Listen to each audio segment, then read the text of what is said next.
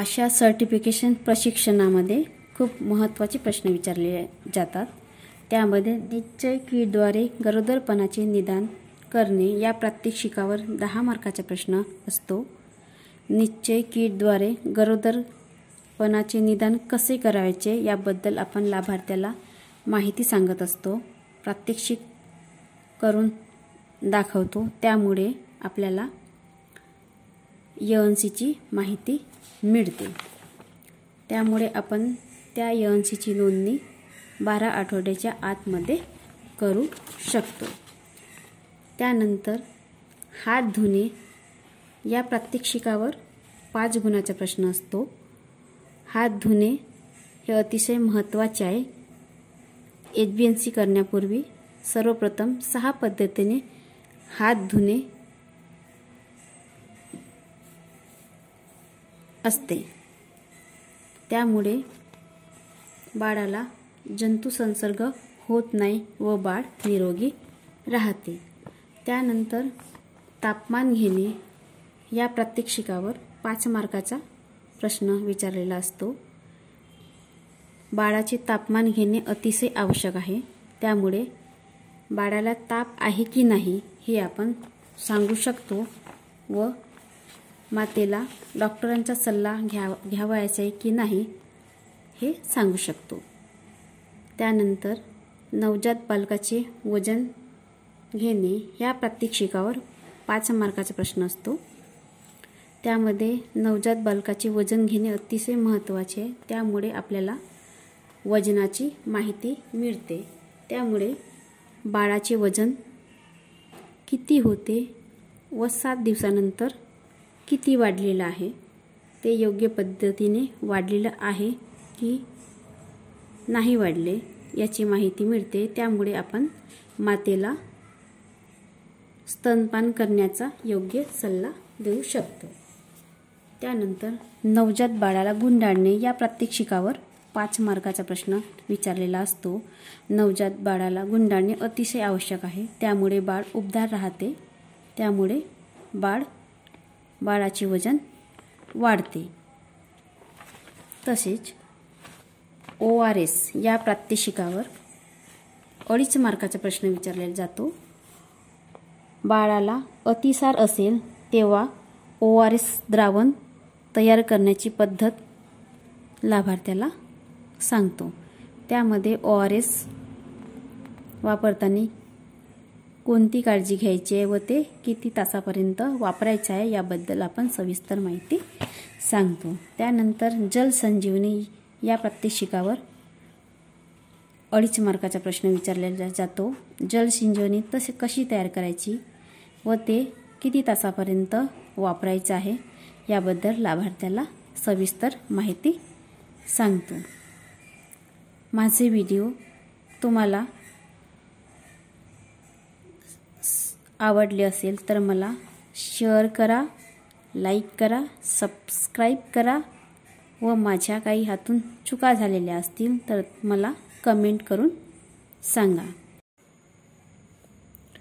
आशा certification प्रशिक्षणामध्ये हात धुणे या प्रात्यक्षिकावर 5 गुणाचा प्रश्न विचारला जाते।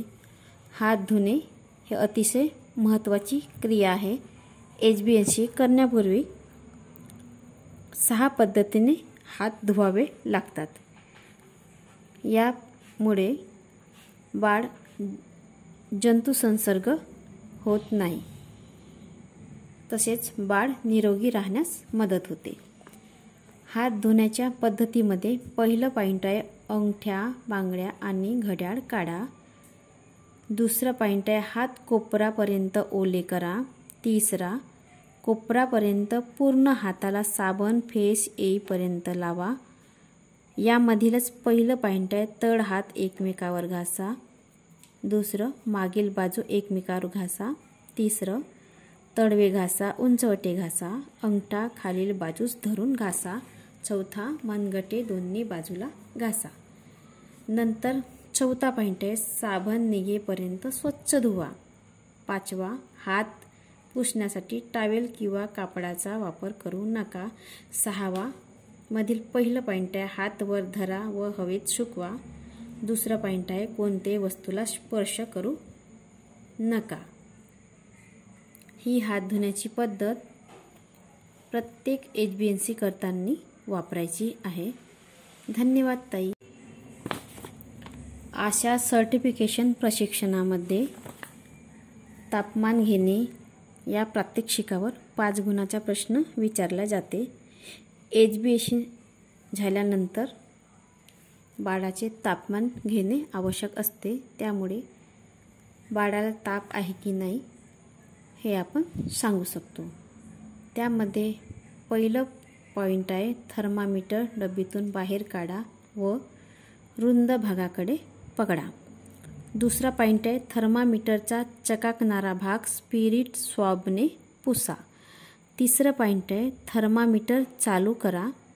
डिस्प्ले विंडोच्या मध्यभागी 188.8 फ्लॅश दिसतो. मग एक डॅश, मग शेवटचे तापमान घेतले जाते. नंतर 3 डॅश आणि वरील उजव्या कोपऱ्यात F दिसेल. F स्थिर झाल्यावर थर्मामीटर बाळाच्या काखेत मध्यभागी ठेवा. नंतर 5वं पॉईंट आहे बाळाच्या हाताला आधार द्या, त्यामुळे बाळाची स्थिती बदलणार नाही. 6वं पॉईंट आहे थर्मामीटरच्या खिडकीमध्ये बघा.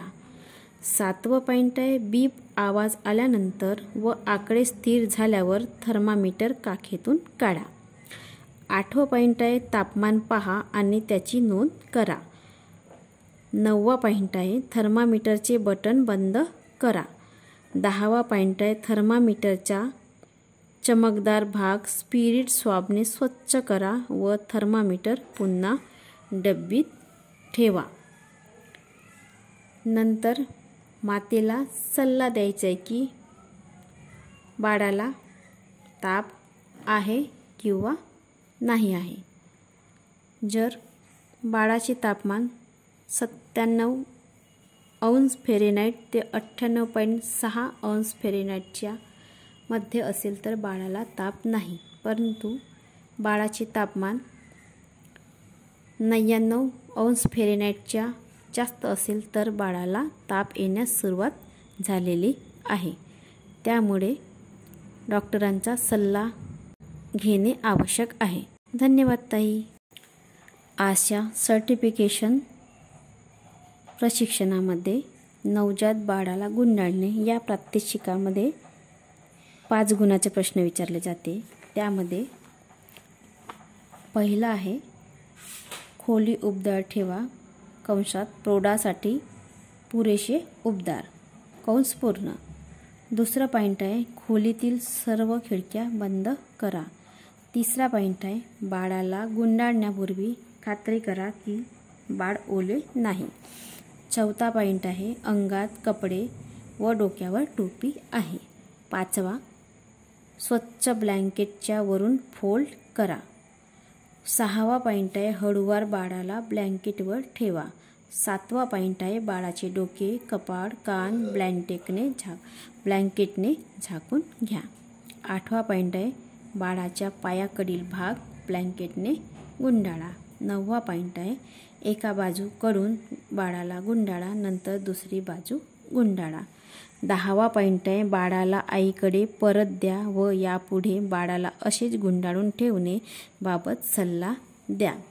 नवजात बाळाला गुंडाळणे हे प्रात्यक्षिक अतिशय महत्त्वाचे आहे. नवजात बाळाला गुंडाळण्यामुळे बाळ उबदार राहते. त्यामुळे बाळाचं वजन वाढण्यास मदत होते. नमस्कार. आशा सर्टिफिकेशन प्रशिक्षणामध्ये ORS म्हणजे क्षार संजीवनी कशी तयार करायची या प्रात्यक्षिकावर 2.5 मार्काचा प्रश्न असतो. बाळाला अतिसार झालेले असेल तेव्हा पाण्याची पातळी कमी झालेली असते. त्यामुळे ORS हे द्रावण आपण त्या बाळाला देत असतो. तसेच 14 दिवसापर्यंत झिंक गोळी द्यायची असते. ORS म्हणजे क्षार संजीवनी. हे ORS तयार करताना लाभार्थ्यांनी कोणती काळजी घ्यावयाची आहे याबद्दल सविस्तर माहिती मी सांगत आहे। त्यामध्ये पहिलं पॉईंट आहे ORS पाकिटाची मुदतबाह्य तारीख तपासा व खात्री करा की पाकिट खराब नाही। दुसरं पॉईंट आहे 1 लिटर क्षमतेचे भांडे घ्या। तिसरा पॉईंट आहे स्वच्छ उकळलेले व थंड केलेले 1 लिटर पाणी घ्या। चौथा पॉईंट आहे ORS पाकिटातील पावडर भांड्यात टाका व त्यामध्ये 1 लिटर पाणी टाका। द्रावण चांगले ढवळा, त्याची चव बघा, ती डोळ्यातील अश्रूसारखी असावी। पाचवं पॉईंट आहे द्रावण झाकून ठेवा। द्रावणाचा 24 तासापर्यंत वापर करा व ते झाकून ठेवण्याचा मातेला सल्ला द्या। ORS म्हणजे क्षार संजीवनी द्रावण 24 तासापर्यंत झाकून ठेवावे व 24 तास झाल्यानंतर ते वापरू नये असा मातेला सल्ला द्यायचा आहे। नमस्कार। अशा सर्टिफिकेशन प्रशिक्षणामध्ये जल संजीवनी या प्रात्यक्षिकावर 2.5 मार्काचा प्रश्न विचारलेला असतो।